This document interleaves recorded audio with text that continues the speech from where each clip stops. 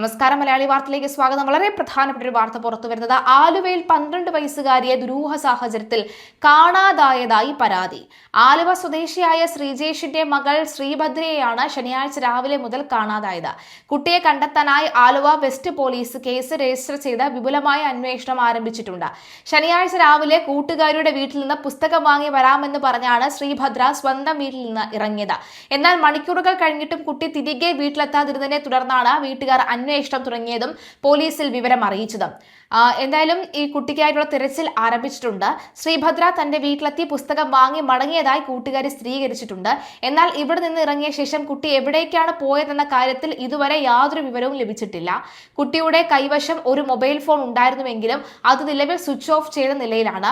Phone location കേന്ദ്രീകരിച്ച് പോലീസിന്റെ cyber വിഭാഗം പരിശോധന നടത്തുന്നുണ്ട്. കുടുംബത്തിന്റെ പരാതിയുടെ അടിസ്ഥാനത്തിൽ ആലുവ വെസ്റ്റ് പോലീസ് സംഭവത്തിൽ അടിയന്തര അന്വേഷണം ആരംഭിച്ചിട്ടുണ്ട്. സമീപ പ്രദേശങ്ങളിൽ CCTV ദൃശ്യങ്ങൾ പോലീസ് ശേഖരിച്ചു വരികയാണ്. നിലവിലെ പ്രാഥമിക പരിശോധനയിൽ സംശയാസ്പദമായ CCTV ദൃശ്യങ്ങൾ ഒന്നും തന്നെ ലഭിച്ചിട്ടില്ലെന്നാണ് പോലീസ് വ്യക്തമാക്കുന്നത്. കുട്ടിയെക്കുറിച്ച് എന്തെങ്കിലും വിവരം ലഭിക്കുന്നവർ ഉടൻ തന്നെ ആലുവ വെസ്റ്റ് പോലീസിനെയോ അടുത്തുള്ള പോലീസ് സ്റ്റേഷനെയോ വിവരം അറിയിക്കണമെന്നാണ് അധികൃതർ അഭ്യർത്ഥിച്ചിരിക്കുന്നത്.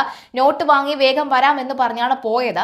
പക്ഷേ നോട്ട് വാങ്ങാനായി കൂട്ടുകാരുടെ വീട്ടിലെത്തി. പക്ഷെ തിരിച്ച് പോയത് എങ്ങോട്ടാണ് എന്ന് അറിയില്ല എന്നാണ് കൂട്ടുകാരിയും പറയുന്നത്. അപ്പോൾ എങ്ങോട്ടേക്കാണ് ഈ 12 വയസ്സുകാരി പോയത് എന്നുള്ളതാണ് ഇപ്പോൾ ഒരു ചോദ്യചിഹ്നമായി മാറിയിരിക്കുന്നത്. അച്ഛനും അമ്മയും അടക്കമുള്ളവർ വളരെ പരിഭ്രാന്തിയിലാണ്.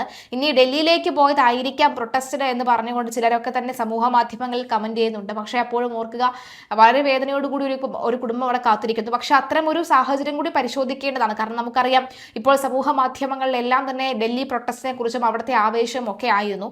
അപ്പോൾ സ്വാഭാവികമായും ചില കുട്ടികൾക്ക് അങ്ങോട്ടേക്ക് പോകാം എന്നൊക്കെ തന്നെ പലരും തീരുമാനിച്ചിട്ടുണ്ടാകാം. അപ്പോൾ അങ്ങോട്ടേക്ക് പോയതാണോ എന്നടക്കമുള്ള ചോദ്യങ്ങളും സംശയങ്ങളും ഒക്കെ തന്നെ ഉയരുന്നുണ്ട്.